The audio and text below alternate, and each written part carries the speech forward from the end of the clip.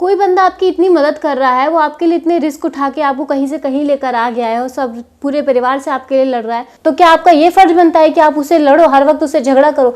जी हाँ, जैसा कि हम सभी जानते हैं, झनक में अनिरुद्ध ने झनक के लिए कितना सारा रिस्क लिया, अपने फैमिली से लड़ता है, हर बार अर्शी तक से लड़ गया, उन दोनों के बीच में मनमुटाव हो गए और वहां से तेजस जैसे गुंडे से पंगा लिया उसने झनक के लिए सिर्फ और सिर्फ। और उसके बाद भी झनक ऐसा बिहेव करती है उसके साथ कि तुम मुझे क्यों ले आए यहाँ पे, आपका क्या हक बनता है, किस हक से मुझे यहाँ पे रखा हुआ है। वो उसको यहाँ पे इसलिए लेकर आया था ताकि वो अपनी पढ़ाई और अपने डांस पे फोकस कर सके और कुछ कर सके और एक जॉब कर सके, अपने पैरों पे खड़ी हो जाए।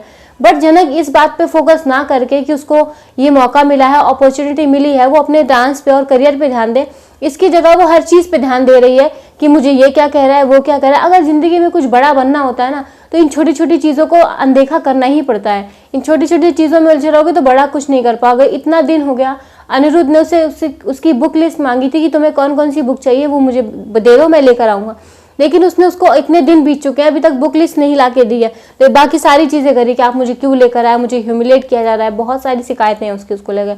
तो कहता है मैं तुम्हें यहाँ ला के कोई गलती कर दी क्या? इस तरीके से कोई भी इरिटेट हो जाएगा, वैसे ही वो लोग इरिटेट हो जाते हैं। और सारे घर वालों का मुझे लॉजिक नहीं समझ में आ रहा है कि अगर तुम लोग उसको एक तरफ से नौकरानी मानते हो तो वो शादीशुदा है या नहीं, इससे तुम्हें क्या ही फर्क पड़ता है? एक नौकरानी सिंदूर लगा के घूम रही है नहीं घूम रही है, इससे घर के मालिक को क्या मतलब है? उसको काम करवाने से मतलब होना चाहिए कि सिंदूर पहनाना है, पायल पहनाने से मतलब होना चाहिए।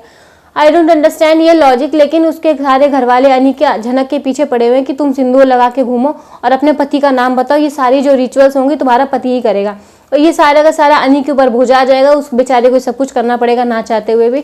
अब देखना ये है कि वो ये कैसे करेगा और कैसे अपने परिवार से छुपा पाएगा कि ये उसी का पति है। और शो में एक चीज होने वाली है बहुत ज्यादा खास। अब जैसा कि हमें पता है वो रिचुअल्स निभाने की बात हो रही है कि वो शादीशुदा लोगों की तरह रहने वाली है झनक, तो हमें आने वाले एपिसोड में भी यही देखने को मिलेगा कि झनक प्रॉपर एक पर्पल कलर की सुंदर सी साड़ी पहन के आती है।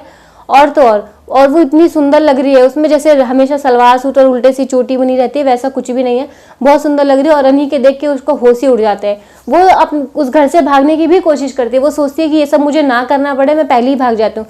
लेकिन जैसे ही वो अनी के कमरे में कुछ लेटर रखने जाती है, तुरंत कुछ वास गिर जाता है और जिसके चक्कर में अनी की नींद खुल जाती है, वो उसको जाने से रोक लेता है। अब वहाँ पे उसके घर वाले उसके ऊपर फिर से इल्जाम लगा देते हैं कि तुम अनी के साथ आधी रात को उसके कमरे में क्या कर रही हो। सब एकदम शॉकिंग से हो जाती है कि इसके कमरे में इतनी रात को क्या कर रही है गैर मर्द के। अरे उनको नहीं पता वो गैर मर्द है ही नहीं, वो उसका हस्बैंड है। अब जैसा कि हमें देखने को मिला ही है शो में, अब वो इस तरीके से रह रही है, इस चीज का अनी के ऊपर इम्पैक्ट जरूर पड़ने वाला है। और ये जो इम्पैक्ट अनी के ऊपर पड़ेगा, ये अर्शी और अनी के रिश्ते को जरूर खराब कर देगा और झनक और अनी ही साथ में रहेंगे। गाइस आप लोग क्या चाहते हो, अनी जो है अर्शी के साथ रहे या फिर झनक के साथ रहे? आप लोगों को किसकी जोड़ी बेस्ट लगती है, अर्शी और अनी या फिर झनक और अनी? अपनी राय कमेंट में जरूर बताना। और अगर आपको वीडियो पसंद आई है तो प्लीज लाइक जरूर करना। चैनल पे आ गए हो इतना कर दिया तो प्लीज एक सब्सक्राइब कर देना। And thank you so much for watching. See you in next video.